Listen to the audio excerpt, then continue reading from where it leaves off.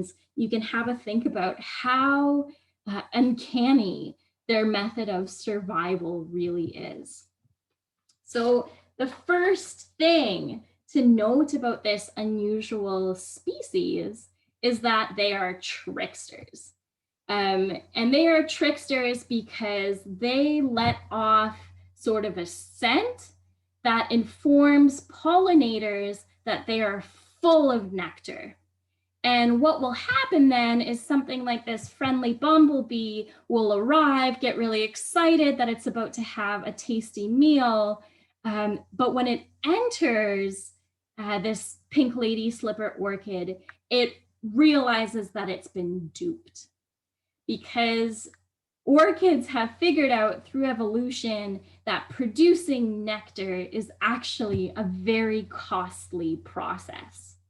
And it's a lot easier to just pretend that you have nectar, to falsely advertise that you have nectar, to attract these pollinators, and then sort of usher them through this system, their petals, to trick them into picking up new pollen and dropping off pollen that they might have had from other orchids that they visited. So what happens is these little bumblebees come by, they go through this entrance here. This is a great diagram that's been provided by the Ontario Park Service.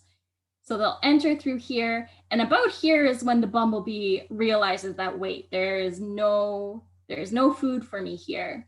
But these really unique flower petals in this flower are all sort of curved in inwards.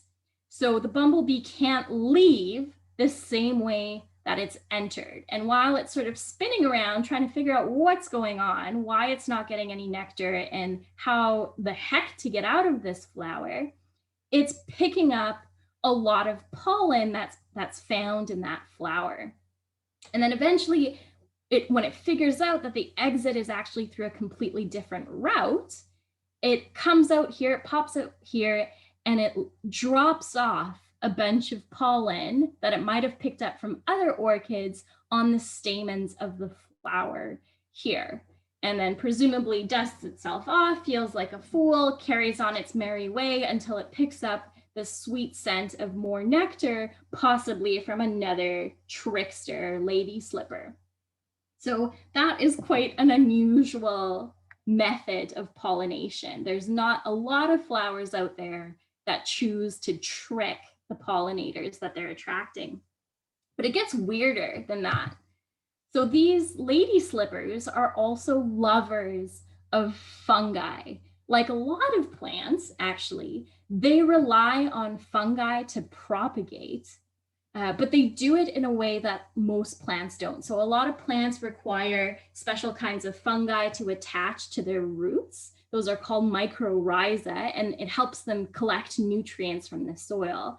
What orchids actually need after they develop the seed, once they've been visited by a pollinator and tricked it, they'll shed their seeds onto the ground, and these seeds will attract this special kind of fungus that's in the soil, if the soil is healthy, and that's very important. So they need this specific kind of fungi to attach to the seed. And then that seed and the fungi create something that's called a corm. And that starts to grow into a new orchid, into a new plant. And that can take a long time. And in fact, from that point, it can take about 10 years for that orchid to grow large enough and strong enough to be able to produce a flower of its own. That's quite a long time. Now, they do have a backup plan if no pollinators are found, or if there's none of this fungus in the soil and their seeds can't develop. These orchids actually have, rather than kind of just a root system, they also have another modified stem that kind of grows along the ground. This is called a rhizome. And just kind of like strawberries, if you've seen strawberries also have these little shoots, these rhizomes, and they can propagate little baby plants along this runner, along this rhizome. And this species of orchid can do the same thing. It can propagate along rhizomes. It essentially clones itself. And eventually, if it's left up to its own devices for long enough, it can create this huge mat of orchids that are all essentially one plant. They're all connected.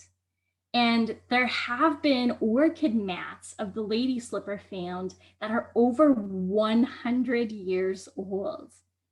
So if they have a healthy environment where they can grow, they can survive and thrive for a very long time. But they are also a very sensitive species. So if they're trampled or if the soil where they live degrades, they die quite quickly, and we lose these incredibly long-lived organisms.